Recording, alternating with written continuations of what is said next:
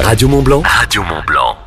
Non, je vais vous présenter le film. Alors en fait, ce qui se passe, c'est qu'il y a un château en Bretagne et ce château est en fait hanté depuis 3 siècles par le fantôme du chevalier d'Aliénor de Canterville qui est joué par Audrey Fleurot, ainsi que par son valet qui est joué par moi-même, Guilherme. Et donc tout se passe plutôt pas mal pour ces fantômes qui effraient à peu près tout ce qui peut venir dans ce château pour emménager, etc., etc., jusqu'au jour où la famille de Michel Larocque, je précise, ça n'est pas sa vraie famille, hein, c'est la famille dans le film, hein, emménage dans ce château et là il s'avère que les enfants, les ados comme les parents n'ont pas vraiment peur de ces fantômes et donc il va y avoir un vrai problème de cohabitation, presque un problème de colocation entre cette famille d'humains normaux et ce couple de fantômes. Et puis les uns vont finir par rendre service aux autres pour le meilleur et pour le rire en fait.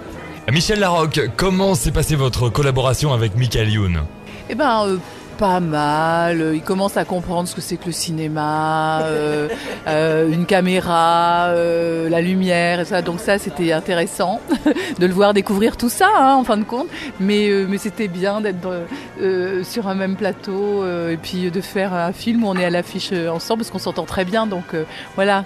Michel avait jamais fait de film pour la famille, de film pour les enfants, etc. Et moi, je sais que voilà, quand je regardais ma filmographie, maintenant que je suis papa, je me disais, j'ai pas grand-chose à pouvoir montrer à ma fille sans être obligé toutes les 3 minutes de lui mettre les mains devant les yeux ou les mains sur les oreilles.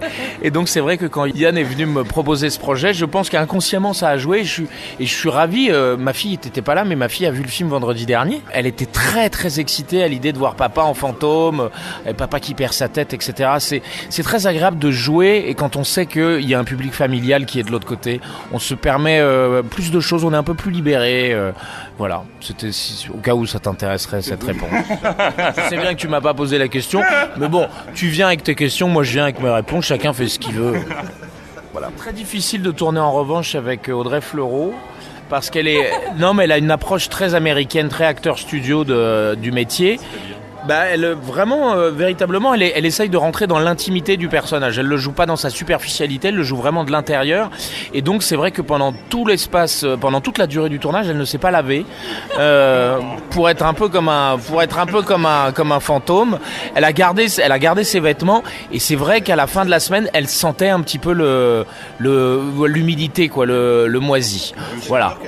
Il a du mal à se débarrasser encore maintenant. Hein, oui. Mais je pense que ça va la suivre dans sa carrière. Voilà. Il a été tourné en Belgique. Je ne me rappelle plus exactement du nom du château. Il y a 2 châteaux. Il y a un qui sert à l'extérieur, il y en a un qui sert à l'intérieur. On a reconstruit toute une partie qui... De cet